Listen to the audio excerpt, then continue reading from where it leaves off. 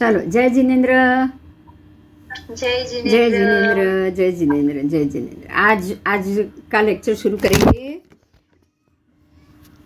आज का लेक्चर शुरू करेंगे गणिपीटक। आज का ये टॉपिक है गणिपीटक। मैंने आपको ये याद दिलाया था कि हम लोग शांति में, बड़ी शांति में ऐसा बोलते हैं, यक्षराज गणिपीड़ेगा।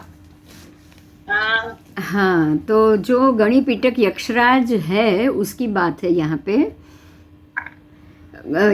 यक्षराज गणिपीड़ेगा गह दिसी पाल सुरिंदा।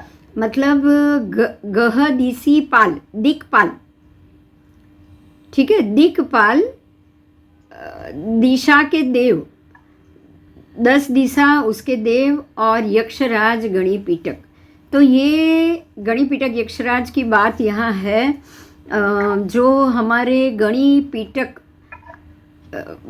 जो 12 उसके अंदर गणिपीटक में, गणिपीटक के 12 अंग कहे गए हैं। उसकी एक बड़ी मंजूषा होती है। मंजूषा मतलब पेटी। हम बड़े बड़े वो पटारा नहीं पहले के ज़माने में आते थे, ऐसे ही ये पटारा पेटी बोला जाता है, जिसमें 12 अंग होते हैं। गणिपीटक के 12 अंग। और ये 12 अंग जो है ये शास्त्र कहे, हमारे में इसको शास्त्र कहा गया है। जैसे कि आचारांग सूत्र, ठाणांग सूत्र, समवायांग सूत्र, सब नाम सुने होंगे आपने। आगम ग्रंथ, जो 12 प्रकार के आगम ग्रंथ बोले गए हैं, उसकी एक बड़ी मंजूषा होती है। जैसे हमने वो चक्रवर्ती के 9 निधान देखे थे ना, चक्रवर्ती के 9 निधान, और 9 निधान की भी पेटी जो मागध, वरदाम और प्रभास तीर्थ है वहाँ पे रहती है। और जब भी कोई चक्रवर्ती उत्पन्न होगा तो वो पेटी उसके पास लेकर उसके देव देवी चले पहुँच जाते हैं। ठीक है, जैसे ही 14 चक्रवर्ती के 14 रत्न है वो भी उत्पन्न होते हैं अपनी अपनी जगह पे। और जब भी कहीं पे चक्रवर्ती, भरत क्षेत्र में चक्रवर्ती होगा तो भरत क्षेत्र की जो भी चक्र रत्न की मंजूषा होगी वो वहाँ तक पहुँच जाएगी।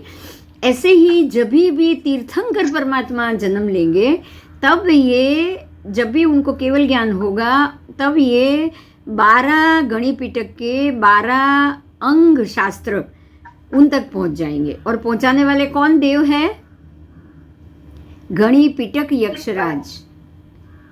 ठीक है, उनको गणिपीटक यक्षराज कहा जाता है। अब यहाँ तो उनके बारे में तो ज़्यादा नहीं दिया है, लेकिन यक्षराज है तो बाकी देवों की तरह ही उनका रहना सहना होगा। उनकी भी राजधानी होगी, उनके भी महल होंगे, और वो भी एक पल्योपम आयु, जितनी उनकी आयु होगी जो अन्य देवी देवताओं की होती है। ठीक है, और अपनी आयु काल में जो परमात्मा जहाँ जहाँ होते हैं वहाँ ये गणिपीटक यक्षराज, एक तो उनके जो हमारे 12 शास्त्र हैं उसकी रक्षा करते हैं। और उनकी जगह जब भी उनका समय आ जाएगा, निर्वाण का समय उनका पूरा हो जाएगा, तब उनका निर्वाण हो जाएगा, तो उसी जगह दूसरे जो गणिपीटक यक्षराज जन्म लेना होगा जिनके कर्म में, वो वहाँ जन्म ले लेंगे। तो जिस प्रकार से देव देवी और उनकी व्यवस्था है, वैसी ही इनकी भी व्यवस्था होती है। अब ये गणिपीटक है क्या? गणिपीटक के 12 अंग है, तो 12 अंग के नाम और गणिपीटक क्या है उसके मामले में यहाँ बताया है। शास्त्रों की मंजूषा है, ये आचार्य की पेटी है। गणिपीटक का मतलब है आचार्य की पेटी। जो भी आचार्य भगवंत है या जो भी तीर्थंकर परमात्मा है, वो गणधर भगवंतों की जब दीक्षा देंगे तब उनको ये आचारांग सूत्र त्रिपदी देते हैं, और उनमें से 14 पूर्व की रचना होती है। तो उसमें से जो एक पूर्व है, प्रवचन प्रवाद पूर्व, और वो पूर्व के अंदर ये 12 अंग और उपांग भी होते हैं। तो ये 12 अंग की जो शास्त्र की मंजूषा है वो गणिपीटक यक्षराज उसके अधिष्ठायक देव है, और वो ही उसको संभालते हैं। अब जो गणिपीटक के 12 अंग है उसके नाम है आचारांग शास्त्र, सूत्र कृतांग शास्त्र, ठाणांग शास्त्र, समवायांग शास्त्र, भगवती व्याख्या प्रज्ञप्ति, उसको व्याख्या प्रज्ञप्ति भी कहा जाता है। उसको एक दूसरा नाम है विवाह प्रज्ञप्ति। मुझे भी पहली बार पता चला उसका दूसरा नाम विवाह प्रज्ञप्ति है। तो उसको विवाह प्रज्ञप्ति भी कहा जाता है भगवती सूत्र को। फिर ज्ञाता धर्म कथा, उपासक दशांग, फिर अंतकृत दशांग, अनुत्तर औपपातिक दशांग, प्रश्न व्याकरण, विपाक सूत्र और दृष्टिवाद, ये 12 अंग है।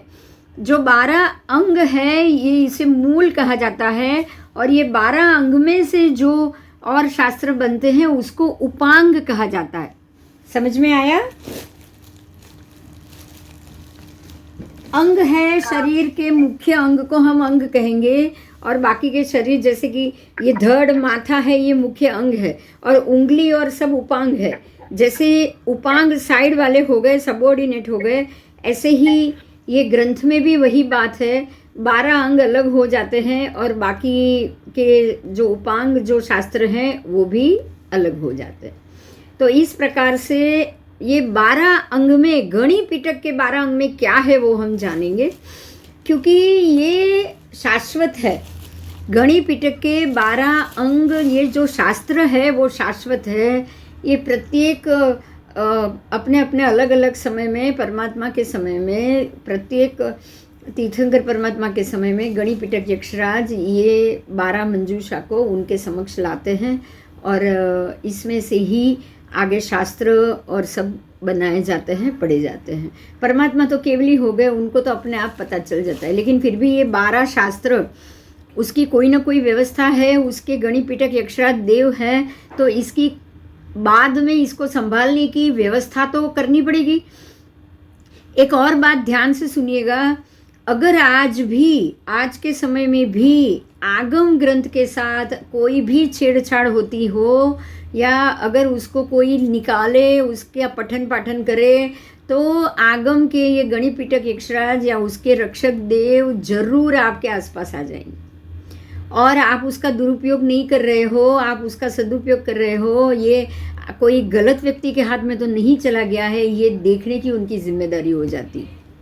और एक बात ध्यान से यहाँ सुनना बहुत ज़रूरी है। आपको कैसे पता चलेगा कि आगम के जो देव हैं वो आपके आसपास आए हैं? क्योंकि कभी भी देव आपके आसपास आएंगे, एक प्रकार की सुगंधित वातावरण आपके आसपास हो जाएगा। क्योंकि देव जब भी आते हैं कोई ना कोई अपनी छाप, अपनी सुगंध छोड़ के जाते हैं। आपको पता है मंदिर में बहुत बार आरस में से भी और पीतल के प्रतिमा में से भी अमी झरते कि नहीं झरते? पंचधातु की प्रतिमा में से भी अमी झरते। अभी मैंने आपको फोटो रखा था 1-2 दिन पहले कल्याण पार्श्वनाथ भगवान के, आपने देखा होगा। मैंने मेरे आईडी में वो लगाया था स्टेटस पे। वो भगवान को सालों से, बहुत ज़्यादा सालों से 9 के 9 इतने छोटे पार्श्वनाथ भगवान हाथ में लेके पूजा करते, आपके हथेली जितना, इतने ही भगवान, और इतने पुराने हैं, कम से कम 6-7 पीढ़ी के पहले के हैं। और जैसे उनके चक्षु और ये सब तो बिल्कुल निकल चुके, जो आकार जो किए हुए होते हैं ना, आंखें बनाई हुई, वो सारा तो घिस के प्लेन हो गया है। लेकिन प्रतिमा जी को आज भी रोज इतनी कटोरी भर के अमी झरता है। परमात्मा के 9 के 9 अंग आज पूजा की है। कल सुबह जब उनका गभारा खुलेगा तो सारे के सारे गभारे में जितने भी भगवान की फोटो भी होगी ना, इतने चांदी के पत्रे पे सादा फोटो भी ड्राइंग किया हुआ होगा ना, वो भी आपको पूजा से गिला मिलेगा, केसर गिला मिलेगा, जैसे अभी अभी पूजा की। और इनके तो 9 के 9 अंग में से इनके बाकी इतने छोटे छोटे भी 7-8 भगवान है, उनके भी 9 के 9 अंगों में से, वो गभारे के अंदर के सभी भगवान के अंगों में से आपको इतनी कटोरी भर के अमी निकलेगा रोज सुबह। मतलब उनके 7-8 पगथिया है, दादर है परमात्मा के सामने, वो लास्ट दादर तक अमी गिरा हुआ होता है 24 घंटे। ये बहुत सरप्राइज है, इतने सालों से सबके लिए सरप्राइज, क्योंकि पीतल के प्रतिमा जी और चांदी का गभारा है, पूरा मेटल का गबर है, अभी आरस हो तो ऐसा बोल सकते हैं कि सफोकेशन के कारण हो। पीतल के प्रतिमा जी में से तो कोई हमें सफोकेशन होगा ही नहीं। नहीं। मार्बल में से निकल सकता है, पत्थर है, वातावरण भेज वाला हो तो, लेकिन पीतल के प्रतिमा जी में से कहाँ से भेज का वातावरण आएगा। और डेली रोज, और ये भी सुगंधिदार अमी, इसमें सुगंध आएगी आएगी, क्योंकि देव आएंगे। एक बात का ध्यान रखो, जब भी देव कहीं भी आएंगे उनकी एक ही निशानी है, वो बिना सुगंध कहीं नहीं आते। देव कभी भी या धूप की सुगंध चाहिए उनको, या खुशबू, फूल की खुशबू चाहिए, या कुछ भी चाहिए। आपको आसपास एकदम से अचानक सुगंध महसूस हो जाए तो ये जरूर ध्यान दो कि आपके आसपास कोई ना कोई देव आके गए हैं। और मंदिर में ऐसा जब भी हो, या अमी झरे या कुछ और चमत्कार हो, तब भी मानो कि जरूर देव आकर गए, क्योंकि देव ही करेंगे ये। भगवान तो केवली हो चुके, वो तो आएंगे नहीं। केवली परमात्मा आते हैं क्या नीचे? नहीं। उनकी सेवा के लिए कोई देव उधर जाते हैं क्या? किसी भी देव को सिद्धेश के क्षेत्र में जाने की परमिशन है? नहीं। तो फिर जो व्यक्ति ने, जो मंदिर में, जैसे कि ये मंदिर में ये 7-8 पीढ़ी में बहुत से लोग होंगे ना जिन्होंने भगवान की पेट भर के पूजा की होगी। हाँ। और वो ही देव बने होंगे, तो रोज दर्शन के लिए आएंगे कि नहीं आएंगे? आएंगे। और जिनको वो भगवान, वो मंदिर सबसे ज्यादा प्रिय होगा, वो जब भी आएंगे या तो घंटारा बजाएंगे, खुशी से कोई ना कोई तो निशानी छोड़ के जाएंगे ना। हाँ। कोई ना कोई निशानी छोड़ के जाएंगे खुशी से। तो या अमी झरेगा, या घंटारव होगा, या केसर का छांटना होगा, सब कुछ होगा। आज भी जब भी उनकी वर्षगांठ होती है, ध्वजा होती है, तब केसर के छांटे ऊपर की सीलिंग से केसर के टपके टपके टपके गिरते हैं। बोलो क्या है मुझे दे रहा सर? पालनपुर। ओके। पालनपुर। मैं वापस आज वापस फोटो रखूंगी, मैंने उसमें ही रख दिया है, मेरे आईडी में ही रख दिया है, मैंने देखा था। वॉलपेपर में ही रख दिया है। पूरी उनकी हीरे की आंगी बनाई है भगवान की, इतने छोटे भगवान। देखा था। हाँ, और रोज अमी झरता है, सबसे बड़ी बात है अमी झरता है। तो रोज अमी झरना, वो भी इतने सालों से, बहुत बड़ी बात, बहुत बड़ी। और इतने देव वहाँ जागृत है कि वो जो वास है ना घर के, समझो कि वो वास के अंदर कम से कम 25-30 घर होंगे। वो घर में से, किसी के भी घर में से कभी भी चोरी होती है ना, तो वो वास, मतलब जो उनकी गली है, वो कोने पे सारा सामान छोड़ के चले जाते चोर। अगर चोरी भी होती है, वो जो एरिया है वहां से सामान बाहर नहीं निकाल के वो जा नहीं सकते। अब किसी के घर में ताला तोड़ेंगे और सामान लेके गली के नाके पे, वो लोग क्यों छोड़ेंगे? बोलो। नहीं छोड़ेंगे, लेके ही जाएंगे ना। वो तो लेके ही जाएंगे ना, लेकिन देव है, जागृत है, जो उनको वहां से बाहर जाने ही नहीं देते। उनके साथ कुछ न कुछ ऐसी घटना होती है, उनको सामान उधर पे ही छोड़ के जाना पड़ता है। तो ये होता है, इसीलिए गणी पिटक यक्षराज की मैं इसीलिए आपको बात कर रही हूँ कि जब भी आप आगम को छुओगे, आगम से जब भी उसका पाठ करोगे या कुछ भी करोगे, तो वो देव आपके आसपास आके जरूर चेक करेंगे कि आप कुछ इसका गलत तो काम नहीं कर रहे हो। और यही कारण है कि ये आगम ग्रंथ, ये आगम ग्रंथ है 12 के 12, और ये आगम ग्रंथ जो अंग सूत्र है, अंग शास्त्र है। तो अंग शास्त्र में ऐसा कहा जाता है कि ये सम्यक दृष्टि जीव ही इसको समझ पाएगा। मिथ्या दृष्टि जीव, अहंकारी जीव, अभिमानी जीव को ये बात, इसका पाठ या इसकी बात दिमाग में, पल्ले में आएगा नहीं आएगा। समझ में आया?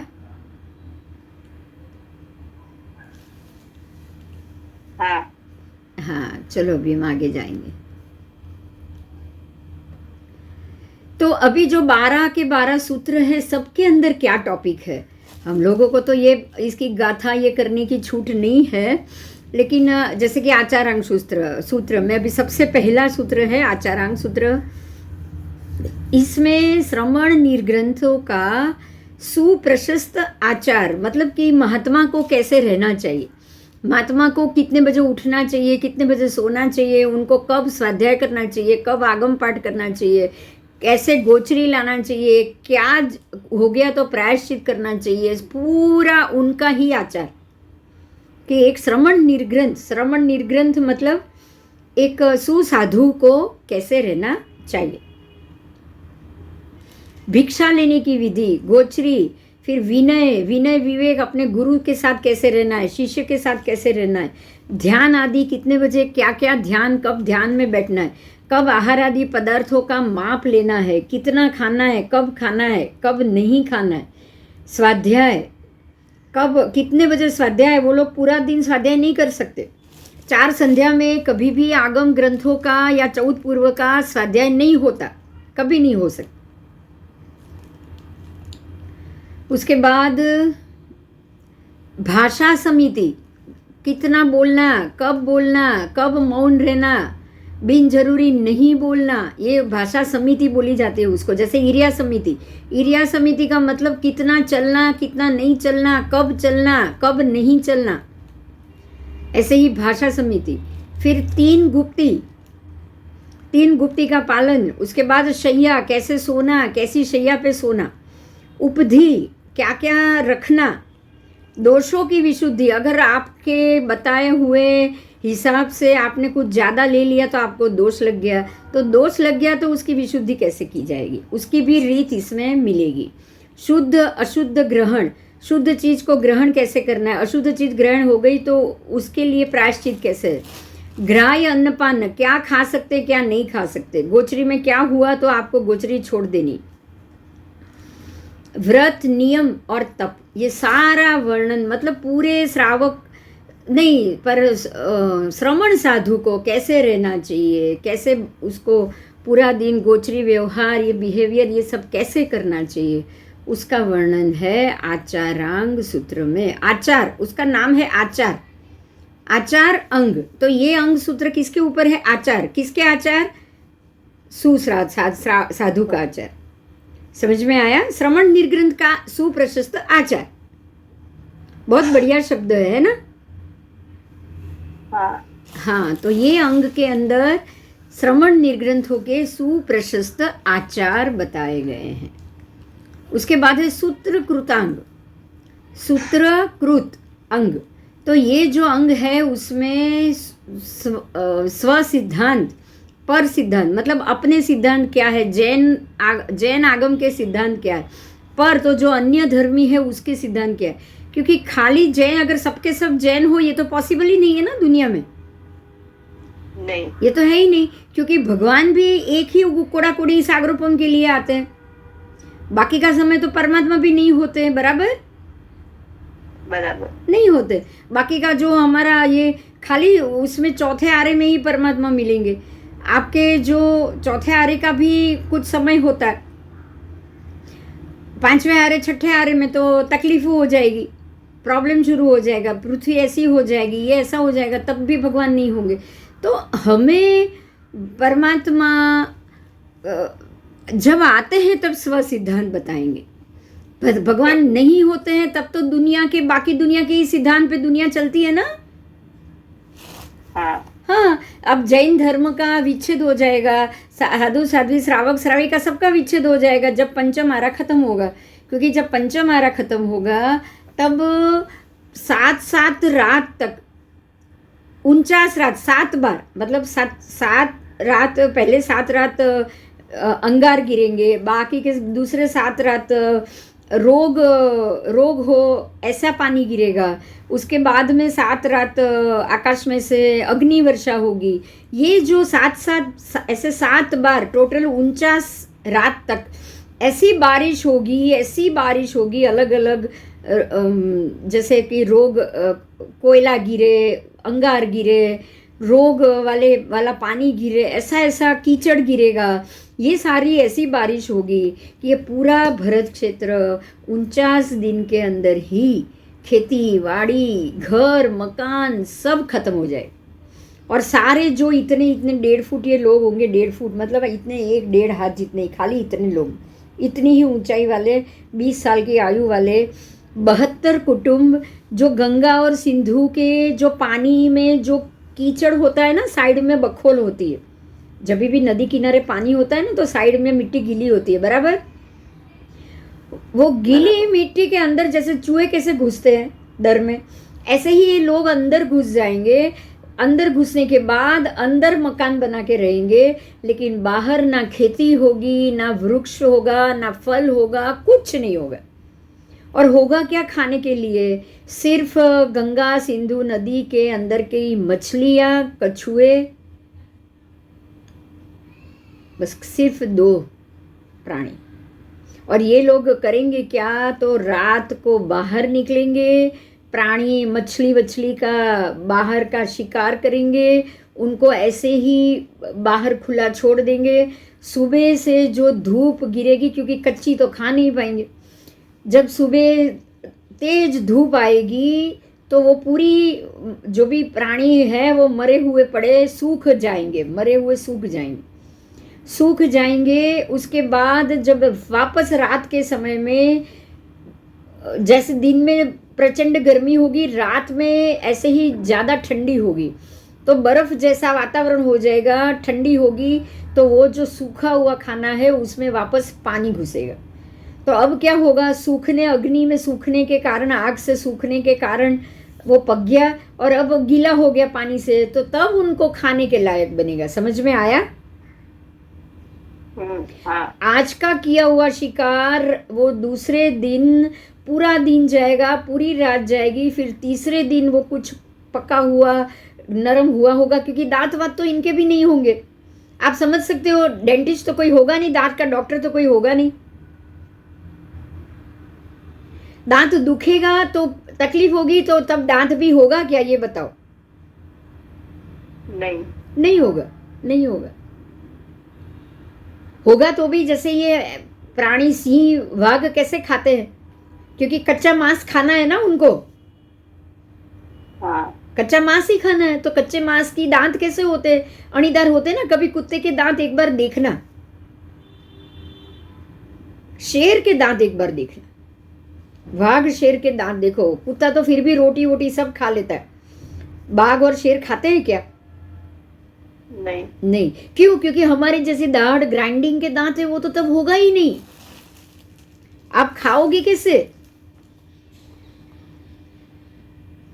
और दांत होंगे तो दांत गिरेंगे तो पेन होगा, तकलीफ होगी, दांत भगवान देगा ही नहीं, तब डॉक्टर तो कोई होगा ही नहीं। होगा क्या कोई डॉक्टर? बताओ।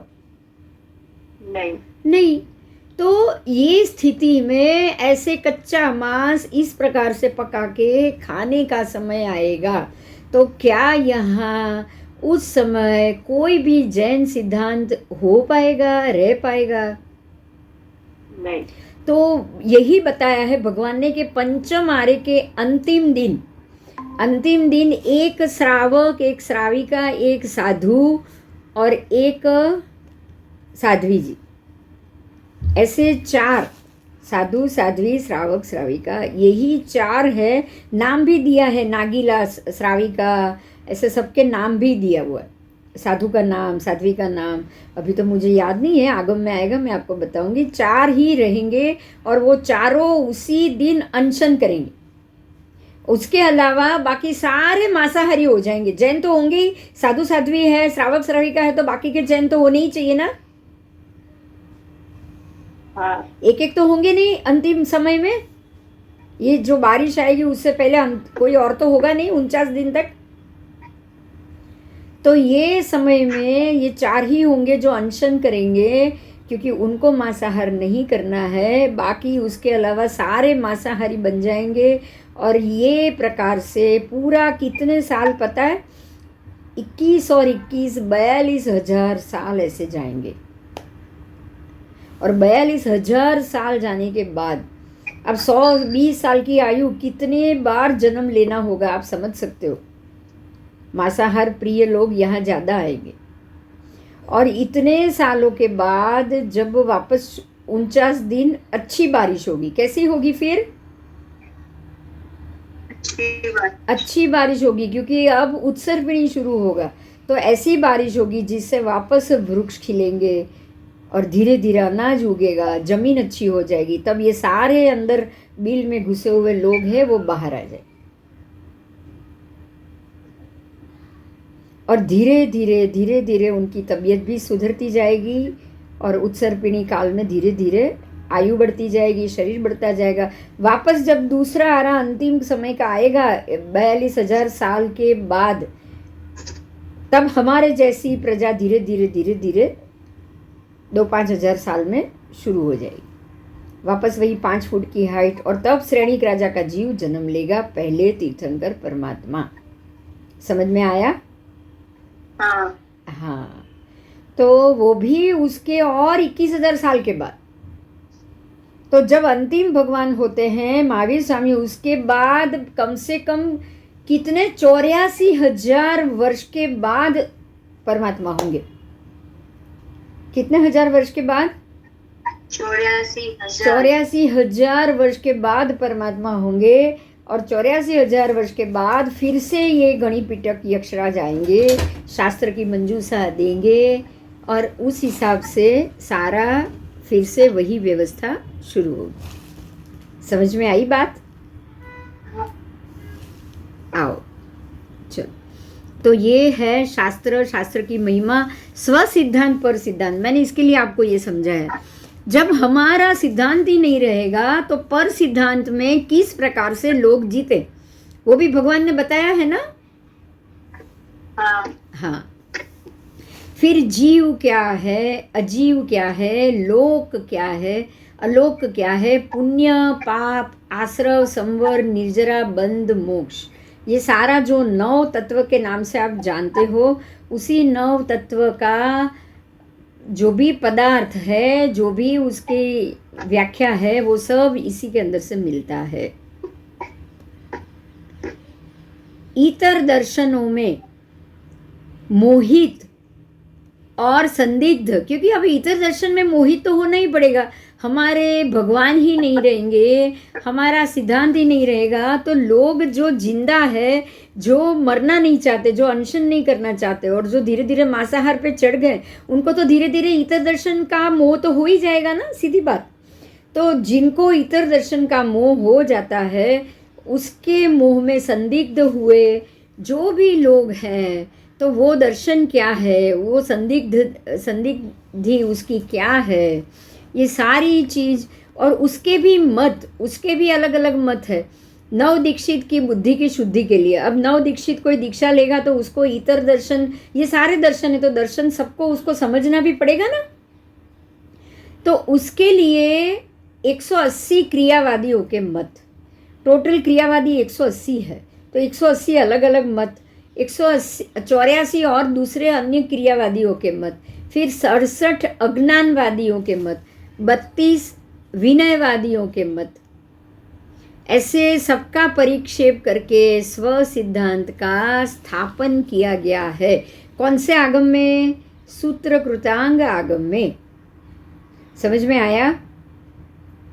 तो ये आगम कितना महत्व का हो गया आप सोच सकते हो, क्योंकि इसमें सारा जीव अजीव पुण्य पाप 9 तत्व भी है, हमारे स्व सिद्धांत के 9 तत्व है, और पर सिद्धांत के अलग 180 क्रियावादी के मत, 84 अन्य क्रियावादी, 67 अज्ञानवादी, 32 विनयवादी, ये सबके भी मत।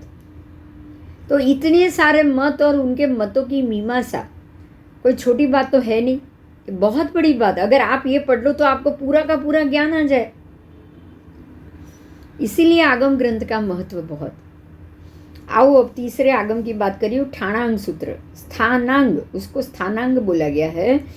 ये तृतीय अंग सूत्र है, जिसमें उसमें भी स्व सिद्धांत, पर सिद्धांत, जीव अजीव, लोक और अलोक की स्थापना। फिर उसके बाद है समवायांग सूत्र। तो ये चतुर्थ अंग है, जो स्व सिद्धांत, पर सिद्धांत, एकादि संख्या पूर्वक पदार्थों का निरूपण और द्वादशांग गणिपिटक के पर्यवों का प्रतिपादन। इसमें ये होता है कि जो जो चीज दूसरे आगम में है, जैसे कि 25 का आंकड़ा, तो 25 क्या क्या है, 24 का आंकड़ा, तो 24 तीर्थंकर परमात्मा। भरत क्षेत्र के भी 24, ऐरावत क्षेत्र भी 24, पांचों भरत में 24, पांचों ऐरावत में 24। जो जो आंकड़ा आएगा ऐसे 1 से लेके 100 आंकड़े तक इसमें प्रतिपादन किया हुआ है। फिर है 5वां भगवती सूत्र, ये पंचम अंग है। इसमें भी स्व सिद्धांत, इसमें तो बहुत सारी बातें, मैंने आपको पहले भी बोला था कि परमात्मा को 50,000 से ज़्यादा सवाल गौतम स्वामी ने किए हैं और ये सारा भगवती सूत्र के अंदर लिया हुआ है। इसलिए उसको ज्ञान भगवती सूत्र को विवाह पन्नति भी कहा गया है। इस पंचम अंग में स्व सिद्धांत, पर सिद्धांत, जीव, अजीव, लोक, अलोक, अलग अलग प्रकार के सभी देव, राजा, राजर्षि, अनेक प्रकार के संदिग्ध पुरुषों के, मतलब जिनको जिनको शंका है वो सबके पूछे हुए प्रश्न और उसके उत्तर, और उत्तर भी किसने दिए हैं तो श्री जिनेश्वर परमात्मा महावीर स्वामी ने विस्तार पूर्वक दिया है। और ये यथास्थित भाव के प्रतिपादक है, मतलब जो जैसा है वैसा भगवान ने बताया और जैसा भगवान ने बताया वैसा ही ये भगवती सूत्र में उसको गुथा गया। समझ में आया? और नहीं सिर्फ परमात्मा महावीर नहीं, सारे पहले तीर्थंकर परमात्मा के काल से, क्योंकि केवली को तो हर बार एक ही बात बतानी है, ये बात ध्यान रखिएगा। केवली भगवंत केवल ज्ञान के बाद बताते हैं तो यथास्थित भाव बोलेंगे। कैसे बोलेंगे? वो यथास्थित, जो जैसा पड़ा है वैसा ही वो बताएं। तो जो चीज़ जैसी है वैसी बतानी है तो हर बार एक ही चीज़ आएगी जवाब, कोई अलग अलग तो आएगा नहीं। ठीक है, क्योंकि ये भगवान की बताई हुई, केवली की बताई, तो हर एक परमात्मा के समय में ये चीज़ एक जैसी ही जवाब आते हैं। मुमुक्षुओं के हृदय के अभिनंदक है। ये जानने के बाद उनके हृदय को बहुत ही ज़्यादा अभिनंदित होना है, क्योंकि वो बहुत खुश हो जाते हैं कि इतने सारे जो सत्य है वो भगवान बताएंगे, तो जो ज्ञान के पिपासु है, जो ज्ञान के भूखे हैं, उनको तो बहुत अच्छा लगेगा कि नहीं, जानकारी मिलेगी तो। फिर अंधकार रूप मैल के नाशक है, मतलब जो अज्ञान है उसका ये नाश करता है, अज्ञान दशा का नाश करता है। दीप भूत है, दीपक की ज्योति के बराबर है, क्योंकि जैसे दीपक की ज्योति में आप सब कुछ देख सकते हो, अंधेरा छट जाता है, ऐसे ही ये ज्ञान आने के बाद अज्ञान छट जाएगा और आपके सामने पूरा संसार क्या है, कैसे भाव है, वो सारा स्पष्ट हो जाएगा। और बुद्धि के वर्धक है, तो मति ज्ञान, श्रुत ज्ञान, इसका वर्धन यही भगवती सूत्र के प्रश्न उत्तर से ही होगा। ठीक है, आगे जाओ। ज्ञाता धर्म कथा 6ठा आगम ग्रंथ है, उसमें उदाहरण भूत पुरुषों के नगर, धर्माचार्य, राजा, धर्म कथा, प्रवज्या, देवलोक गमन, तप, बोधिलाभ इत्यादि का वर्णन है। ज्ञाता धर्म कथा में धर्म कथा है, क्या सच है, क्या सत्य है, क्या सही है, कैसे रहना चाहिए, कैसी कैसी आगे कथा हो चुकी है, उनके उदाहरण रूप कथा यहाँ मिली। उसके बाद है उपासक दशा, ये सप्तम अंग है। उपासक दशा में उपासक, जिन्होंने जो जो धर्म के उपासक हैं, जैसे कि श्रावक, शील व्रत, वीरमण व्रत, गुण व्रत, प्रत्याख्यान मतलब कि प्रायश्चित, पौषध उपवास, तप, अलग अलग तप की परिमाएँ धारण करना, उपसर्ग को सहना, फिर बोधि लाभ का प्राप्त होना, किसको किसको मोक्ष प्राप्त हुआ, किसको कैसी अवस्था में मोक्ष प्राप्त हुआ, ये सारी उपासना है और अंत क्रिया का निरूपण है। ठीक है, तो उपासक दशा में अंत क्रिया का की उपासना कैसे करनी है। अंत क्रिया का मतलब है मोक्ष जाने से पहले जो क्रिया की जाती है, वो शैलेशीकरण, वो अंत क्रिया है। तो उसका निरूपण भी आपको यहाँ मिलेगा कि मोक्ष जाने वाले जीव को कैसे रहना चाहिए, कैसी क्रिया करनी चाहिए। तो उपासना, श्रावकों को कैसे उपासना करनी चाहिए, कैसे उपासना, कौन सी उपासना से, अंत क्रिया की उपासना करने से मोक्ष प्राप्त होता है, इसका निरूपण है इसमें। फिर है 8वां आगम ग्रंथ अंतकृत दशा, इसमें भी तीर्थंकरादि अंतकृत पुरुष के भोग परित्याग, प्रवज्या, तप, मतलब कि जो अंतकृत का अर्थ है कि अंतिम चरम भव। अब ये उनका अंतिम भव है और अंतिम भव के लिए उन्होंने क्या क्या कृत्य किया है या उनको कैसे कृत्य करना चाहिए, तो तीर्थंकरादि को ही हमको पता है ना कि ये इनका अंतिम कृत है। केवल ज्ञानी और तीर्थंकर जो बनते हैं उनका ही अंतिम कृत होता है। तो ये उनके भोग, उनका परित्याग, उनकी प्रवज्या, तप, पड़िमा, उनकी क्षमा कैसी थी, मतलब भगवान महावीर ने किन किन को कैसे कैसे स्थिति में क्षमा की, उनके आर्जवता, उनकी मार्दवता, शौच, संयम, ब्रह्मचर्य, उसके बाद समिति, गुप्ती, उसका पालन, अप्रमाद योग की भी वो अप्रमत्त रहे और उन्होंने जो योग और स्वाध्याय किया, ध्यान किया, कर्म का ऐसे करते करते कर्म का क्षय किया। गोदूही का आसन में परमात्मा ने केवल ज्ञान प्राप्त किया था, पता है ना। तो केवल ज्ञान की प्राप्ति कैसी अंतकृत दशा में हुई, इसका यहाँ पे निरूपण है। उसके बाद है अनुत्तरोपपातिक, ये नवम अंग है। उसमें नगर, उद्यान, फिर बड़े बड़े चैत्य, वनखंड, राजाओं, माता पिता, धर्माचार्य, उसकी धर्म कथाएं, भोग, परित्याग, सबका वर्णन है।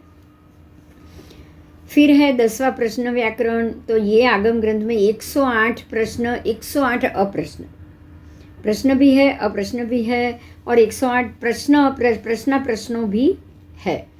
विद्या के अतिशय नाग कुमार, सुवर्ण कुमार के साथ हुए दिव्य संवाद, ये सारी स्टोरी के रूप में, प्रश्न और प्रश्नोत्तरी के रूप में, ये प्रश्न व्याकरण में बहुत अच्छा सा हमें नॉलेज मिलेगा। अब है विपाक सूत्र।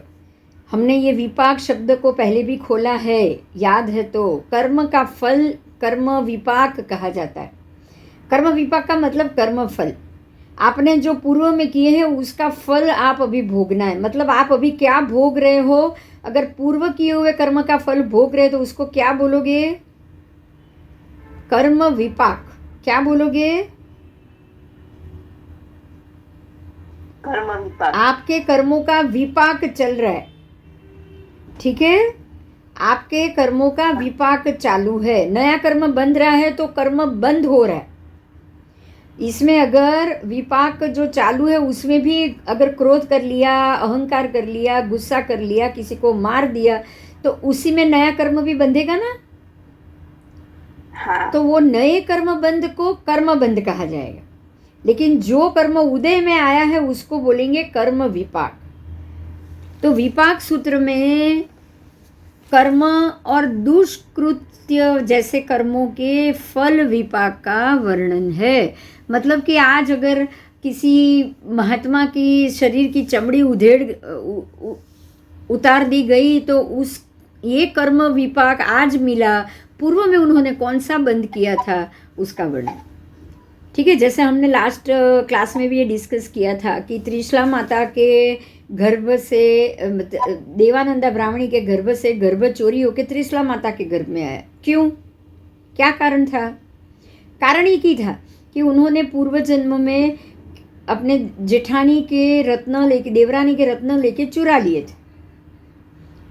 तो ये कर्म का जो भोगावली विपाक है वो उनको इस जन्म में अपने पुत्र रत्न को गवा के चुकाना पड़ा। ठीक है, हाँ, तो उसको कर्म विपाक कहा जाएगा। तो ये दुष्कृत कर्म का विपाक हुआ ना। भगवान का जीव आपके गर्भ से निकल जाए, कोई छोटी बात है क्या? बताओ।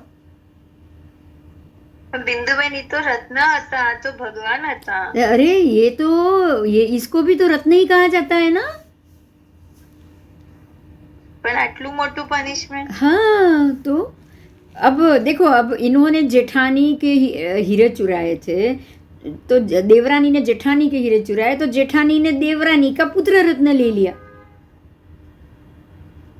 तो अब ये भाव में तो वो ब्राह्मणी थी, उनके पास और तो रत्न मिलेगा नहीं।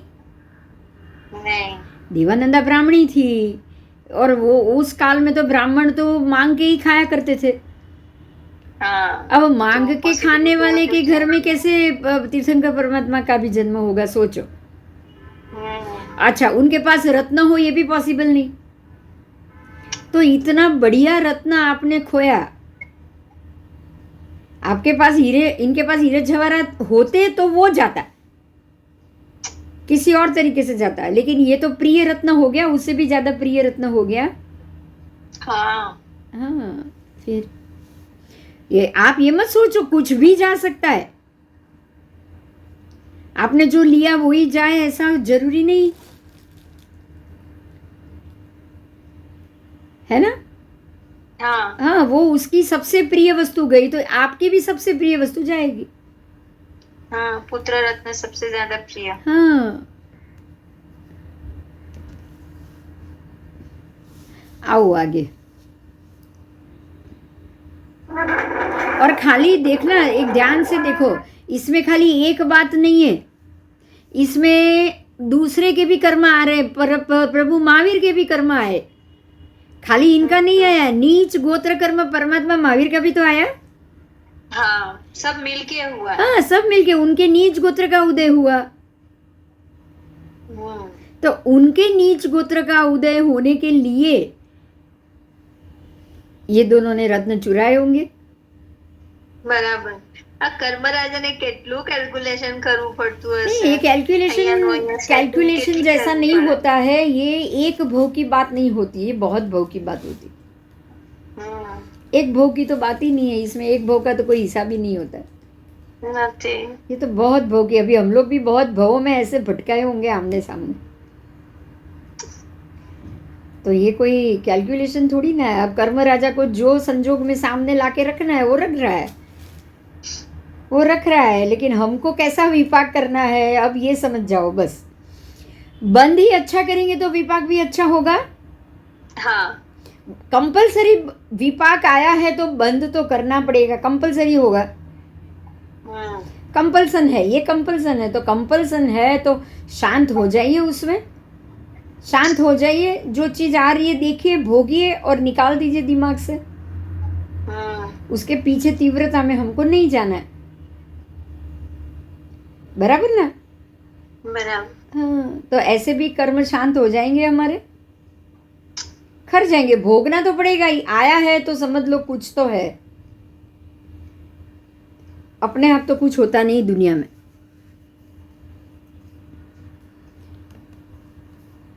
तो ये है विपाक सूत्र। इसमें सुकृत कर्म भी आ गए, दुष्कृत कर्म भी आ गए, और उसके फल विपाक भी आ गए, और वो विपाक भोगते वक्त नए कर्म बंध भी कैसे होगा वो आ गया। अब है 12वां लास्ट वाला दृष्टिवाद सूत्र। ये दृष्टिवाद में सर्व पदार्थ की प्ररूपणा, क्योंकि दृष्टि है ना, हर एक पदार्थ को कौन सी दृष्टि से कैसे देखा जाए उसकी प्ररूपणा की। कोई भी पदार्थ, प्रत्येक पदार्थ आपको दृष्टिवाद सूत्र में मिलेगा। तो ये कितना बड़ा होगा आप समझ सकते हो, दृष्टिवाद।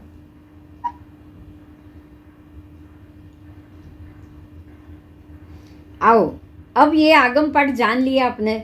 जो इसको सम्यक दृष्टि से समझ पाएगा वही सम्यक दर्शनी होगा ना। हाँ, आगम उसको ही मिलेंगे। लेकिन कुछ लोग ऐसे भी होते हैं जो इसका दुरुपयोग करते हैं। ज्ञान जान लो, इसमें तो बहुत अच्छी अच्छी चीज जानने को लिखी है, आप जान लो, फिर बिजनेस करो, धंधा करो, कमाओ, मजा करो। आपको एक बात बता दूं, ये आगम पाठ में मैंने पहले स्टोरी बताई है, शायद ये नहीं याद है, फिर भी बता रही हूँ। आगम पाठ में बहुत सारी जीव सृष्टि उत्पन्न करने के भी पाठ और मंत्र और रीत बताई गई है। इसीलिए ज़्यादातर स्वाध्याय जब भी साधु भगवंत स्वाध्याय करते हैं ना, कराते हैं ना उपाध्याय भगवंत अपने साधु भगवंतों को, तब वो जितना हो सके उतना वो लोग गुप्त रखेंगे। मतलब सिर्फ मेरे साधु को ही मिले, जो समझदार है, वो जो ना समझे उसके हाथ में तो ये जाना ही नहीं चाहिए, ये बहुत स्ट्रिक्ट रहते हैं उसमें। एक बार ऐसा हुआ कि गुरु पढ़ा रहे थे अपने शिष्य को, और दरवाज़ा थोड़ा सा खुला रह गया, और बाहर एक व्यक्ति मिलने आया, या फिर अनायास वहाँ से गुजरा, अनायास ही गुजरा, क्योंकि वो कोई जैन तो था नहीं, जैन तो था नहीं। और कोई दुखी व्यक्ति था तो उसको किसी ने बताया कि भाई तू ये जैन साधु है, उसके पास जाओ, उनके पास बहुत मंत्र तंत्र की शक्ति होती है, वो तेरे सारे दुख दूर कर देंगे। तो ये सुन के वो यहाँ आया, थोड़ा सा दरवाज़ा खुला था, तो उसने क्या किया, जो अंदर तो गया नहीं, लेकिन अंदर जो बातें हो रही थी ना, वो उसने सुनी। तो उसने क्या सुना कि गुरुदेव ऐसा पाठ बोल रहे हैं कि भाई ये मंत्र है, और ये मंत्र जपने से आप जपो और कुछ दाने पानी में फेंको, डालोगे तो वो सारे दाने अपने आप मछलियां बन जाएगी। गुरुदेव ने ये मंत्र बोला और शिष्य को दिया, इसने सुन लिया और फिर वो गुरुदेव को मिले बगैर ही उधर से चला गया कि अगर ये मंत्र बोलने से और दाने लेकर पानी में डालने से मछलियाँ हो रही है तो मेरे लिए तो बहुत बड़ा व्यवसाय हो जाएगा। तो उसने घर जाके बाल्टी में पानी भरा और वो मंत्र फूका और कुछ जुआर के दाने जो पड़े थे उसके घर में वो लेके पानी में डाले। तो जैसे ही ये मंत्र बोला, जुआर के मंत्र उसने पानी में डाली, मंत्री हुई जुआर, फट फट फट फट सारे जुआर के जो दाने थे उसमें से मछलियाँ उत्पन्न हो गई। और फिर तो वो ऐसे ही धंधा किया, उसने मछलियाँ रोज करता रहा और धंधा करता रहा, बहुत पैसा कमाया। फिर एक दिन उसको ये याद आया कि अरे वो गुरुदेव ने मेरे को ये मंत्र दिया था, मैंने छुप के लिया था चाहे, लेकिन लिया तो उनसे ही था, तो उनको तो एक बार मेरे को मिलने जाना चाहिए। समझ में आ रहा है धन्यवाद वो किसको देना चाहता है। इसमें इनडायरेक्ट कर्म में दुष्कृत्य कर्म किससे हुआ? ये जिस व्यक्ति ने सुना उससे नहीं, गुरु से हुआ, गुरुदेव से हुआ। तो ये करण करावण अनुमोदन हुआ कि नहीं? हाँ, ये कराने वाले हुए ना, अनुमोदन नहीं दिया। हाँ। लेकिन अगर उनके मुंह से मंत्र ये सुन नहीं लेता, कितने सारे जीव हिंसा गुरुदेव के ऊपर लगी, बहुत सारे। अब वो व्यक्ति गुरुदेव के पास आया, आने के बाद बहुत सारा, उसको तो कुछ पता नहीं क्या लेके जाना चाहिए क्या लेके जाना नहीं चाहिए, वो तो बहुत सारी चीज़ लेकर आया भेंट में देने के लिए, बहुत सारे कुछ मिठाइयाँ, फल फ्रूट, क्योंकि उसको ये नहीं पता कि ये लोग क्या मिठाई ऐसे भेंट लेते नहीं, उसको नहीं पता। तो वो तो आया और धन्यवाद किया गुरुदेव का पहले कि आपके कारण तो मुझे बहुत पैसे मिले। गुरुदेव बोला मेरे कारण कैसे, मैंने तो कभी तुझे मैं तो पहले मिला ही नहीं हूँ, तो मेरे कारण तुझे कैसे मिले? तब उसने बताया कि मैं एक बार आपसे मिलने आया तो मैंने बाहर खड़े खड़े हुए सुना कि आपने ये बोला कि ये मंत्र बोलो और कुछ दाने लो मुट्ठी भर के और पानी में डालो तो वो सारे दाने मछलियाँ बन जाएगी। तो मेरे को तो बहुत अच्छा हो गया, मैं रोज़ ये मंत्र बोलता हूँ और 8-10 मुट्ठी पानी में डाल देता हूँ, बहुत सारी मछलियाँ हो जाती है और मेरा व्यवसाय शुरू हो गया और मैं बहुत कमाया हूँ और आपको वो कमाई में से कुछ भेंट देने आया हूँ। अब ये जैन गुरु थे, उनको समझ में आ गया कि ये बहुत ही हिंसात्मक काम हो गया है, ये तो बहुत बड़ी हिंसा हो गई और ये जीव तो अभी भी नई नई हिंसा करता रहेगा। ये आदमी इतने महीनों से रोज न जाने कितनी मछलियों को मार चुका है और भी वो करता रहेगा अगर ये जीवित रहा तो। और सारा दोष किसको लगेगा? गुरुदेव को, मुझे लगेगा। अब उन्होंने क्या किया, उसको बोला कि भाई तू, अरे मुझे तो तेरे को पहले बोलना चाहिए था ना, मैं तुझको इससे भी बढ़िया मंत्र देता, इससे भी बढ़िया मंत्र देने में तू 100 गुना पैसा कमाएगा। मेरे पास तो बहुत सारे मंत्र है, तुझे मुझे बोलना चाहिए था तो मैं तुझे इससे भी ज़्यादा और बड़ा मंत्र देता। तो वो तो लालची बन गया था, बिना मेहनत का पैसा कमा रहा था और जैन तो था नहीं, तो उसने तुरंत बोल दिया कि हाँ दो मैं तो और भी करूँगा। तो गुरुदेव ने बोला ये मंत्र मैं कागज़ पे लिखूँगा क्योंकि मैं इसको बोल नहीं सकता, तो तू वो अंदर के कमरे में चला जा और वहाँ जाके तू ये मंत्र बोल और ये मंत्र बोलने के बाद पानी ले हाथ में और चारों तरफ तू पानी डाल, तो तुझे बहुत सारा धन मिलेगा। वो तो खुश हो गया, वो बोला चलो ठीक है मैं जाता हूँ। तो वो कमरे में गया। जैसे ही कमरे में गया उसने वो हाथ में पानी लिया, मंत्र पाठ बोला और चारों तरफ पानी डाला। अचानक चारों तरफ बड़े बड़े शेर पैदा हो गए। अचानक शेर पैदा हो गए और ये मंत्र के शेर थे, कुछ मिनट तक ही रहने वाले थे। मंत्र से उत्पन्न हुए शेर थे तो कुछ मिनट तक ही रहने वाले थे। तुरंत गुरुदेव ने बाहर से दरवाजा बंद कर दिया। गुरुदेव ने भी क्या किया, तुरंत बाहर से दरवाजा बंद कर दिया और वो जो मंत्र शक्ति से जो उत्पन्न हुए थे वो शेर ने वो मनुष्य को मार दिया और शेर भी मंत्र शक्ति के थे। कुछ मिनट के बाद अदृश्य हो गए। अब हुआ क्या सोचो, गुरुदेव से तो पंचेंद्रिय की हत्या हो गई। हाँ। मतलब क्या हुआ, एक गलती करने से रोकने के लिए दूसरी गलती हो गई। हाँ। अब समझ में आया कि बिना सोचे समझे कोई काम ऐसे नहीं करने चाहिए। समझ में आ गया। हाँ। तो ये होता है करण करावण अनुमोदन और ये आपको इस लोक में भी मारेगा, आने वाले लोक में भी मारेगा। दोनों में सजा तो दुष्कृत्य की हुई ना। हाँ।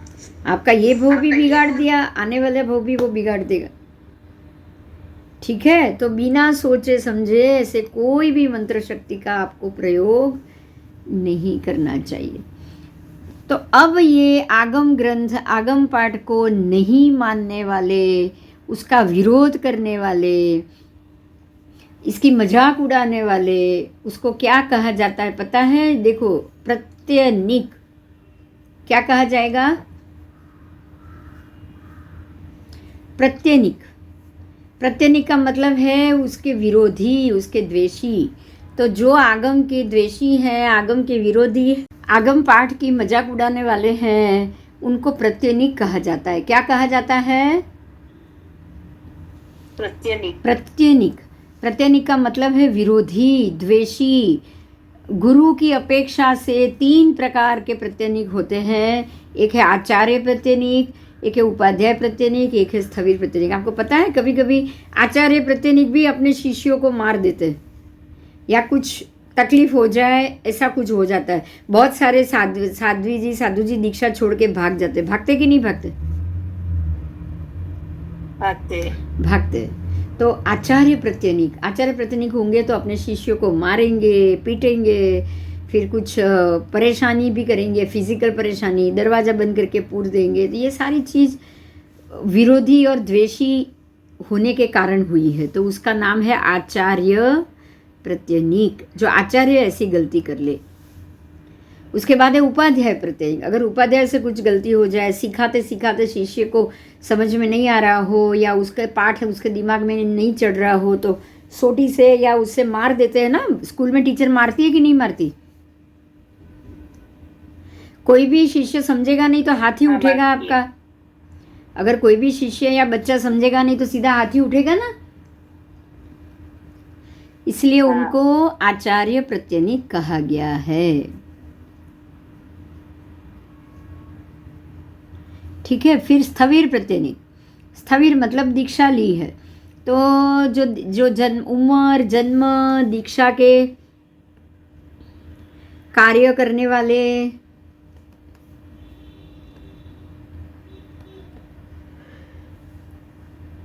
दीक्षा के काल की अपेक्षा जो साधु बड़ा है उसको स्थविर कहा जाता है।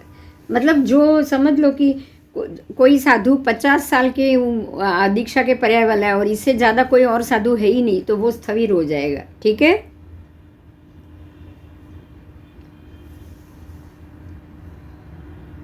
इसमें पोस्ट से बड़ा साधु स्थविर होता है। उसके बाद है इहलोक प्रत्यनिक। मतलब ऐसे विरोधी, ऐसे द्वेषी जो आपका ये लोक बिगाड़ेंगे। तो इंद्रिय आदि से प्रतिकूल, अज्ञानी, कषाय का आचरण करने वाले को इहलोक मतलब इस लोक की आपकी अशुभ कर्म के बंधने की शक्यता खड़ी करने वाले, ऐसे निमित्त बनाने वाले को इहलोक प्रत्यनिक कहा जाता है। फिर दूसरा है परलोक प्रत्यनिक। तो इंद्रिय के विषय में, भोग के विषय में तत्पर रहने वाले उसको परलोक प्रत्यनिक, क्योंकि इंद्रिय के विषय में अगर आप तत्पर रहे, भोग के विषय में तत्पर रहे, तो आपका आने वाला लोक बिगड़ेगा ना, हाँ, आपका परलोक बिगड़ेगा, इसीलिए उसको परलोक प्रत्यनिक कहा जाता है। उसके बाद है उभय लोक प्रत्यनिक। तो ऐसे प्रत्यनिक जो आपका ये लोक भी बिगाड़ेंगे और आने वाला भी बिगाड़ेंगे। आपका जो अभी चालू लोक है उसको भी बिगाड़ेंगे, आने वाला भी बिगाड़ेंगे। ऐसे भी इंद्रिय के विषय में तत्पर रहने वाले, सिर्फ भोग के मामले में सोचने वाले और भोग ही भोग करने वाले जरूर अपना ये लोक भी बिगाड़ते हैं और पिछला परलोक भी बिगड़ता है। परलोक के कारण ही तो उनके ऐसे कर्म हुए, ऐसे कर्म का उदय आया है, विपाक आया है। समझ में आ गया? ये लोक प्रत्यनिक, परलोक प्रत्यनिक, उभय लोक प्रत्यनिक। आपको प्रत्यनिक ही नहीं बनना, एक बात पे ध्यान दो। हम कभी भी आगम के विरोधी नहीं बनेंगे, आगम के द्वेषी नहीं बनेंगे, आगम के किसी भी प्रकार की अवहेलना करने वाले नहीं बनेंगे, मिथ्यात्वी नहीं बनेंगे। बराबर समझ में आया? हाँ, अगर कुछ नहीं समझ में आ रहा है तो हम अपने ज्ञान की सीमा का कारण देखेंगे कि हमारी ज्ञान की मर्यादा के कारण हमें ये समझ में नहीं आ रहा है, मतलब शास्त्र गलत नहीं। आगम शास्त्र अपने आप में यही समझाता है, ये पाठ आपको, कि 12 अंग सूत्र, आगम सूत्र इतने अपने आप में इतने मजबूत और इतने शक्तिशाली है, ये पावर हाउस है, पॉजिटिविटी या अंत क्रिया करने का पावर हाउस है। लेकिन फिर भी अगर आपको नहीं समझ में आ रहा है तो किसकी गलती हुई? शास्त्र तो गलत नहीं होगा ना, नहीं, इससे शास्त्र गलत साबित नहीं होता है, शास्त्र तो सही होता है, आपको नहीं समझ में आ रहा है। ठीक है, तो ये हुआ आपका परलोक उभय लोक प्रत्यनिक। अब है भाषा। ये भाषा के मामले में हमने पहले किया था, भाषा पुद्गल पर्याय है। बराबर मैंने बोला था, समझ में आया था? क्या कोई क्वेश्चन था उसमें? हाँ, हाँ, कोई क्वेश्चन था? नहीं, उसमें पुद्गल के सारे गुण आएंगे, रंग, रूप, वर्ण, गंध, रस, स्पर्श। वो भाषा किसी का बोलना आपको स्पर्श कर जाए तो जरूरी नहीं आपको खुशी ही दे। होता है कि नहीं ऐसा? होता है, होता है। किसी का टोना मारने की भाषा आ जाती है, किसी के अंदर गाली बोलने की भाषा आ जाती है, किसी के अंदर अपशब्द हमेशा क्रोध बोल करने की भाषा आ जाती। तो भाषा के कारण क्या नुकसान होता है? हम परलोक के कर्म ज्यादा मानते हैं, हम कुछ भी बोल देंगे तो आपको आने वाला भाव तो बिगड़ेगा ही ना। तो भाषा के 12 प्रकार हैं, ध्यान दो। वो पुद्गल है, पुद्गल पर्याय है, वो एक पर्याप्ति है, आहार शरीर, आहार पर्याप्ति, शरीर पर्याप्ति, इंद्रिय पर्याप्ति, भाषा पर्याप्ति, मन पर्याप्ति, श्वासोच्छ्वास पर्याप्ति, ऐसे 6 पर्याप्ति होती है। उसमें से भाषा पर्याप्ति ऐसी पर्याप्ति है जो 12 प्रकार उसके बोले गए हैं, 12 अलग अलग भेद से ये भाषा जानी जाती है। पहला भेद है संबोधन करने पूर्वक बोले जाने वाली भाषा, उसको कहते हैं आमंत्रणी। हम आमंत्रणी, किसी को आमंत्रण देंगे, भाई आओ पधारो, कोई क्वेश्चन करेंगे या उसके क्वेश्चन का जवाब देंगे, तो ये आमंत्रणी भाषा हो गई। हाँ, उसके बाद है आज्ञापणी। आज्ञापनी भाषा है जो आज्ञा पूर्वक बोली जाती। जितनी भी बार परमात्मा महावीर स्वामी ने गौतम स्वामी को आदेश दिया, समझ में आया? जितने भी सवाल के जवाब दिए आदेश पूर्वक दिए, मतलब कि आज्ञा करी कि तुम ये बात को मानो। तो परमात्मा जो भी बताते हैं, आगमों में जो भी लिखा है, वो कैसी भाषा होगी? आज्ञापणी। परमात्मा आज्ञा पूर्वक देते हैं। हम बोलते हैं ना महनम जिनाणम आणम, आप बोलते हो मनह जिनाणम आणम, मुझे परमात्मा की आज्ञा है। तो परमात्मा की भाषा जो है वो क्या मानी जाएगी? आज्ञापणी भाषा। परमात्मा हमेशा आज्ञा ही करेंगे, आपको ये करना चाहिए, आपको ये करना चाहिए, आपको ये करना चाहिए। ठीक है।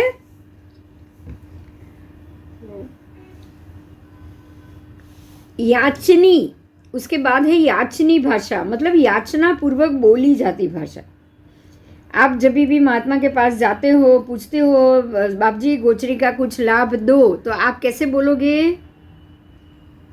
याचना करोगे ना, आप याचना करोगे, आप मांगनी करोगे कि बाप जी गोचरी का लाभ दो तो बहुत मेहरबानी। आपने मांगनी की कि आप आओ घर पे और वोरो। ठीक है। अब है पृच्छनी या प्रच्छनी। प्रच्छनी का मतलब क्या हुआ? प्रश्न पूछना। क्या हुआ? प्रश्न पूछना, पृच्छा करना, किसी भी बात की पृच्छा करना। तो आपके मन में जितने भी संशय और प्रश्न है, अगर केवली परमात्मा मिल गए तो आप शांति से बैठोगे? बताओ। नहीं। सबने एक ही सवाल किया है, ज्यादातर सबने, कि मेरी मुक्ति कब होगी।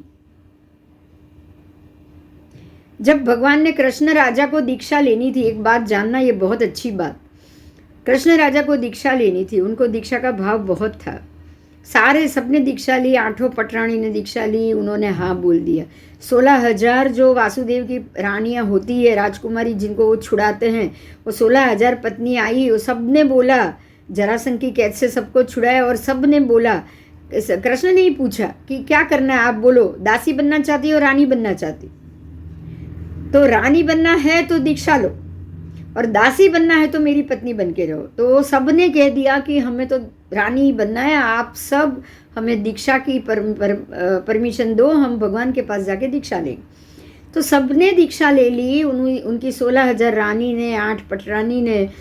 अब कृष्ण भगवान कहते हैं, आपको पता होगा देवकी ने भी दीक्षा ली, उनके एक और पुत्र हुए थे गज सुकुमाल, उन्होंने भी दीक्षा ले ली थी। और देवकी तो अपने आने वाले 24 परमात्मा में से एक तीर्थंकर बनने वाले, देवकी का आत्मा, तो उन्होंने भी दीक्षा ले ली थी। सबने सबने सबने ले ली। भगवान के पास कृष्ण गए, उन्होंने बोला कि मुझे भी आप दीक्षा दे दो, मेरी तो सारी फैमिली, सब लोग दीक्षा में आ गए, सारी रानी आ गई, अब मैं घर पे रह के क्या करूं?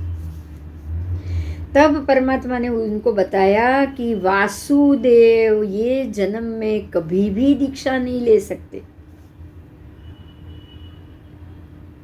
वासुदेव के भव में कभी प्रवज्जा नहीं हो सकती। ये उनकी बदनसीबी थी, या ये उनके लिए एक बंधन था।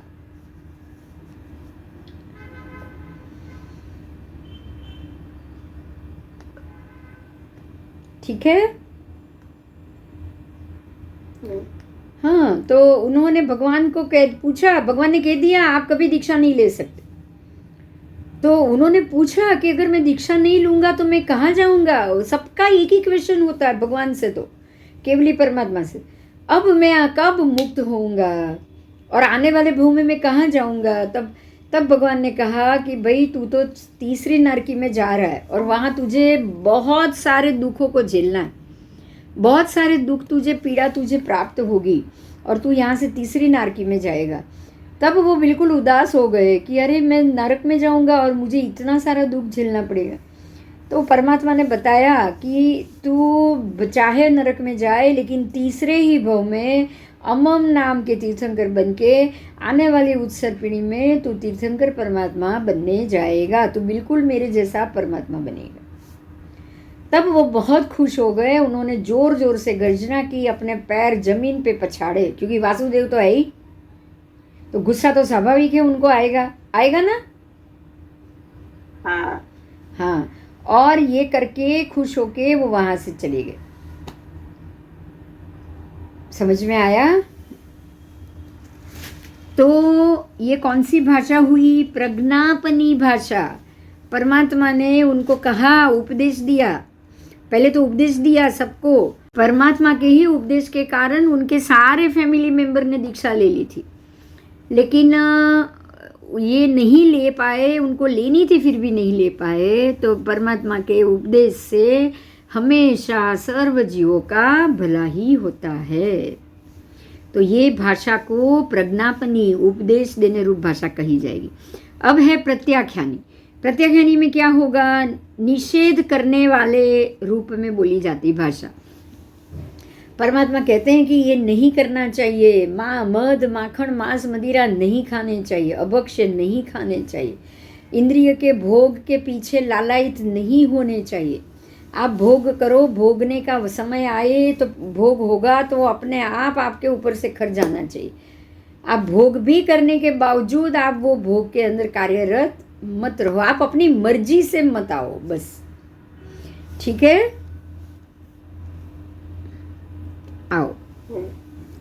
ये हुआ प्रत्याख्यानी, निषेध करने रूप भाषा है। आप बहुत सारे नियम लेते हो, विरोध करते हो, ये नहीं करूँगा ऐसे नियम लेते हो, ये प्रज्ञापनी हुआ, ये प्रत्याख्यानी हुआ। इसके बाद है इच्छानुलोमा भाषा। ये ऐसा प्रकार है कि अपनी इच्छा के अनुकूल बोली जाती भाषा। आपके मन में जो इच्छा होगी आप उसी के अनुकूल बोलोगे। आपके मन में सामने वाले को फंसाने की इच्छा होगी तो आप कैसी भाषा बोलोगे? उसको फंसाने की बोलोगे ना? हाँ, मीठा मीठा बोलेंगे। मीठा मीठा बोलेंगे और पीठ पीछे वार भी करेंगे। हाँ, क्यों?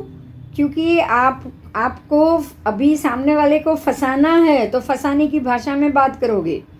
और अगर एक ऐसा सोचे व्यक्ति कि मुझे कुछ भी गलत नहीं करना है, जैसा मैं हूँ वैसा ही मैं बताऊँ, तो उसको किसी के ऊपर गुस्सा आ जाएगा तो भी वो आराम से खुल के गुस्सा करेगा कि नहीं? क्यों?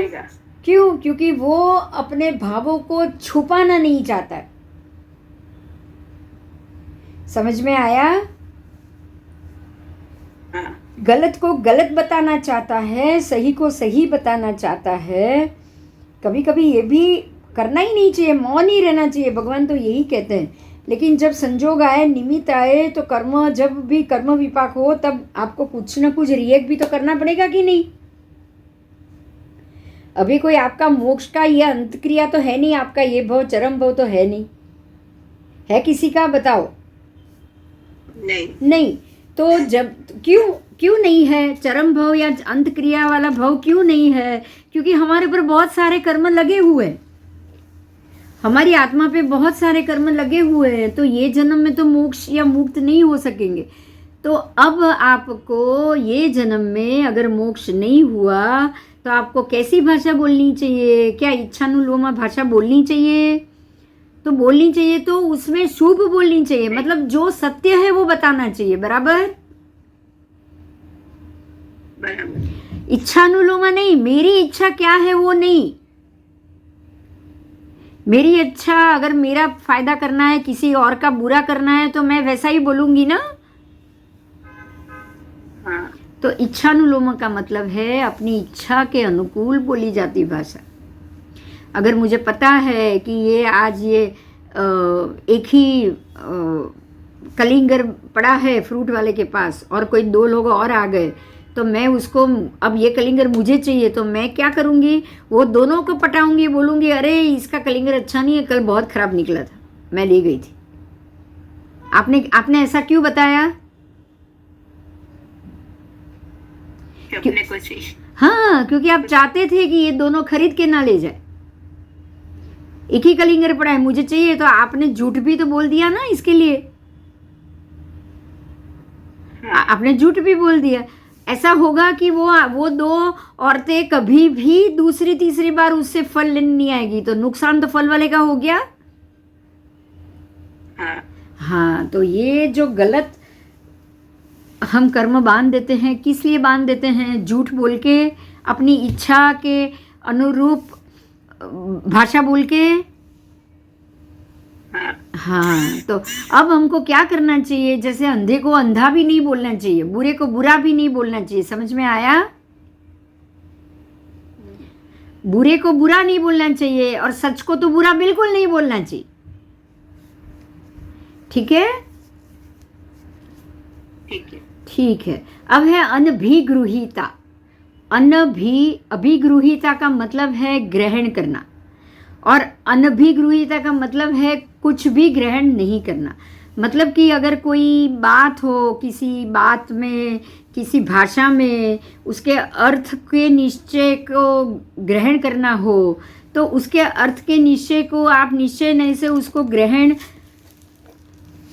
नहीं करना चाहते हो, तो उसको क्या कहा जाएगा? अनभिगृहीता भाषा। ठीक है, उसके अर्थ को ग्रहण नहीं करना है। हम यही करेंगे कि अरे वे वो तो लोग तो बोलेंगे कि जो बोले ऐसा हर बार थोड़ी किया जाता है। कोई बोलेगा सच्ची बोलो, तो हर बार थोड़ी सच बोला जाता है। आप ऐसा बोलोगे ना अंदर से? हाँ। क्यों? क्योंकि आपने वो जो बात है, सच सच बोलने का फायदा है, उसको आपको ग्रहण नहीं करना है। बराबर? बराबर। हाँ, तो अनभिगृहीता का मतलब मैं ये फल ग्रहण नहीं करना चाहती, ऐसे निश्चय से बोली जाती भाषा। इसके बाद है अभिगृहीता, मतलब कि मैं निश्चय पूर्वक मुझे यही फल चाहिए और मैं बोलूं निश्चय पूर्वक। किसी चीज़ के लिए ये मैंने रिजर्व करके रखा है, मैं 1 घंटे पहले आई थी और मैंने इसको साइड में रख दिया था, फल वाले को बोल दिया था, ऐसा भी बोलूंगी तो भी गलत हुआ ना? हाँ। हाँ, आओ चलो। उसके बाद है संशय करनी। संशय करना, अर्थ का संशय कराने वाली बोली जाती भाषा। मैं किसी को कुछ जवाब दे दूँ और वो जवाब में ऐसा फील हो जाए उसको कि भाई इसको तो लगता ही नहीं कि वो कुछ अच्छा करना चाहती है, खाली बड़ी बड़ी बातें हैं, उसको कुछ काम वाम नहीं करना है। कोई ऐसा भी तो संशय कर ले लेगा ना? हाँ। हाँ, तो उसको संशय करनी कहा जाता है। उसके बाद है व्याकृता, लोक प्रसिद्ध शब्दार्थ युक्त बोली जाती भाषा। व्याकृता का मतलब होता है व्याकरण। गुजराती व्याकरण से ही बोला जाता है ना, कोई भी भाषा व्याकरण से ही बोली जाती है। हाँ।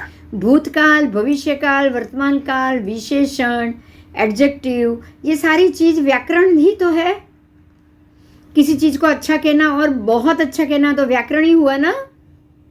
हाँ। हाँ, उसको व्याकृता भाषा बोला जाता है। उसके बाद है अव्याकृता, मतलब कि ये कोई व्याकृता गंभीर पदार्थ को गंभीरता से ले ही नहीं रहा है, तभी अव्याकृता होगा। वह अव्याकृता कब होगा? जब आप गलत सलत किसी को सलाह दे दोगे तो अव्याकृता हो गया ना? आओ, तब भी प्रज्ञापनी भाषा। अब प्रज्ञापनी भाषा की बात की है, ये जैसे कि मुझे बैठना है तो मैं आज्ञा लूँ, भाई मैं बैठ सकती हूँ। मुझे खड़ा होना है तो मैं आज्ञा लूँ, मैं खड़ी हो सकती हूँ। मुझे कहीं बाहर जाना है तो मैं सबको पूछ सकती हूँ कि मैं अभी बाहर जाऊँ, किसी को कुछ काम नहीं है ना। तो आप क्या ले रहे हो? किसी की आज्ञा ले रहे हो। तो आज्ञा ऐसे ली जाती है, समझ में आया? May I do this work, may I come in your room, ऐसे आज्ञा लेनी चाहिए ना? हाँ, हम लेते थे ना जब छोटे थे स्कूल में, तब परमिशन लेके काम करो। बिना परमिशन कोई काम नहीं करो, उसको आज्ञापनी कहा जाता है भाषा। चलो अब आगे जाएंगे। आज्ञापनी भाषा हो गई।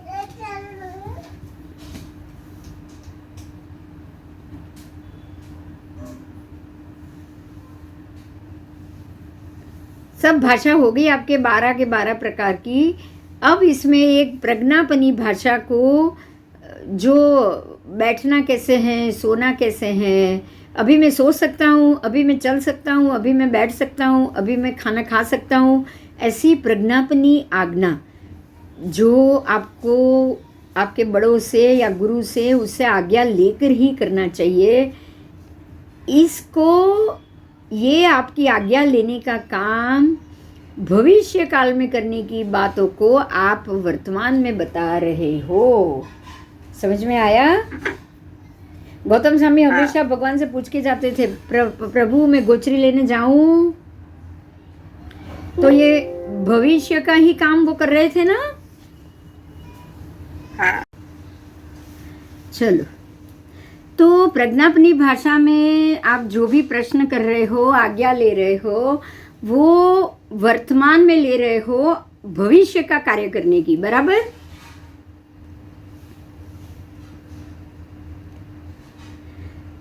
लेकिन कभी कभी ऐसा भविष्य में नहीं होता है जो पहले कहा गया था, तब भी इस बात को असत्य भाषण नहीं कहा जाता। समझ में आई ये बात? आप आज्ञा तो लेते हो, मैं ये करना चाहता हूँ, लेकिन कभी कभी आप ये चाहते हो, आपने किया, आपने लिया, लेकिन कभी कभी वो काम नहीं भी कर सकते हो ना, कोई मना कर दे तो तो इसको असत्य भाषण नहीं कहा जाता है। तो प्रज्ञापनी भाषा का ये फायदा है कि आप किसी को पूछ के कर रहे हो तो ये असत्य भाषण का दोष आपके ऊपर नहीं लगेगा। अच्छी बात है ना, ये बताओ। चलो, हाँ क्योंकि आप किसी से पूछ के कर रहे हो, आप उनकी इच्छा के मुताबिक कर रहे हो। अगर आप करोगे तो भी तो आपकी इच्छा हुई, आप नहीं करोगे तो आपको तो करना ही नहीं था, आपने तो किसी और की परमिशन लेकर करना था, आपको तो किसी और की इच्छा को मान देना था, हाँ या ना? हाँ हाँ, तो किसी और के कहने से आप काम करोगे तो ये तो आपका कर्म का विपाक हुआ ना। हाँ कर्म विपाक में ही कोई आपको आज्ञा देगा। कर्म विपाक होगा, भुगावली होगी तो ही कोई आपको आज्ञा देगा, बराबर? बराबर। हाँ, अगर आज्ञा दे रहा है और आप काम कर रहे हो, मतलब कि आप अपने पुराने कर्म के विपाक के समय में पुराने कर्म को खत्म कर रहे हो। तो अब आपको सम होके वो काम करना है। अगर नहीं भी हुआ तो आपका कर्म विपाक ही खत्म हुआ, ये तो बहुत अच्छा हुआ। हाँ, तो एक कर्म विपाक में एक आपको ये बहुत अच्छी रीत मिली है कि आपको अपनी इच्छा कभी भी नहीं जतानी।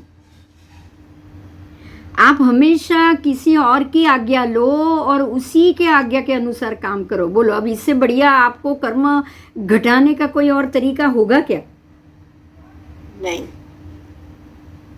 हर चीज आप किसी को पूछ के कि भाई आप बताओ मुझे अभी क्या करना है, आपकी इच्छा क्या है वैसा मैं करूं। आप अगर सामने वाली व्यक्ति की इच्छा से आप काम करोगे तो आपने अपनी इच्छा से तो वो काम ही नहीं किया। और अब वो काम कर लो, करके खत्म कर दो, दूसरे दिन उसके अंदर अपना राग निकाल दो उसमें से। आप ये सोचो कि बस मुझे तो काम करना था, मैंने कर लिया, बस इतना ही सोचो। अब ये काम खत्म हो गया, ये काम खत्म हो गया, तो अब कल अगर वो वापस ये काम करना पड़ेगा तो कर लेंगे, लेकिन मुझे मेरी मर्जी से तो ये कुछ नहीं चाहिए। अगर आप ये सोचोगे तो ये वैराग्य भाव होने के साथ कर्म विपाक हुआ, तो अब नया बंध होगा? नहीं होगा। ठीक है, क्योंकि अगर वो काम नहीं हुआ तो भी आपको द्वेष नहीं आएगा, आपको गुस्सा नहीं आएगा। चाहे आपकी खुशी का काम हो, मतलब वो काम आपके लिए हो, लेकिन आपको गुस्सा नहीं आएगा ना अगर वो काम नहीं हुआ तो भी? नहीं। क्योंकि आपकी इच्छा से तो आप कर ही नहीं रहे हो कुछ भी। तो हमें अपनी इच्छा का त्याग ही हमें कर्मों से मुक्त कराएगा। ये समझ में आ गया? हाँ। इसीलिए आमंत्रणी आदि सारी ये भाषा है, किसी का विधि प्रतिषेध नहीं करती है।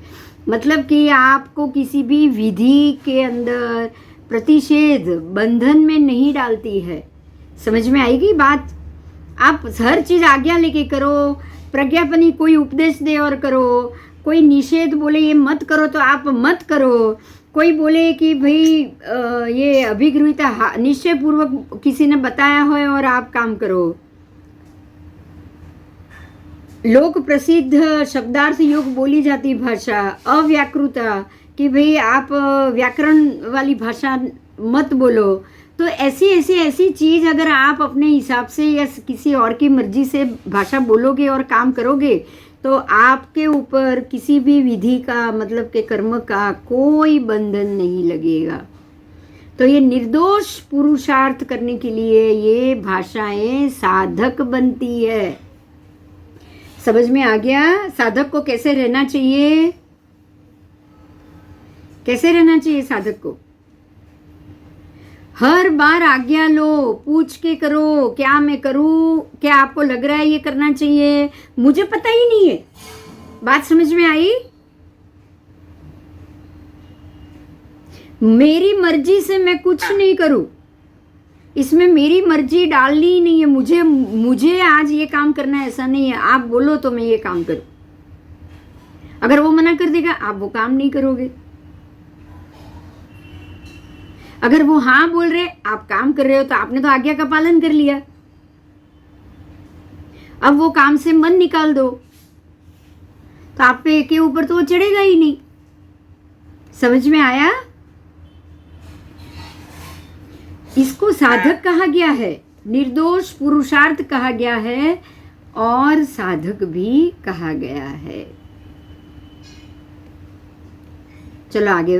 टाइम है कि मैं रोकूं? मुझे नहीं समझ में आया कितना हुआ है। 6:35 થઈ ગઈ. હા મૂકી દો. મૂકી દઉં ને હવે? હા તો કાલે પાછા લઈશું. હા હા કાલે બુધવાર છે એટલે કાલે ઓરિજિનલ આપણો રોજનો ક્લાસ છે, કાલે લઈ લઈશું ને? તો હું ટાઈમ પછી મૂકું કઈ રીતે અનુકૂળ પડે એમ. ઓકે? હા हाँ ઓકે. हाँ हाँ चलो। तो अभी जो ये टॉपिक तो भाषा खत्म हो गई।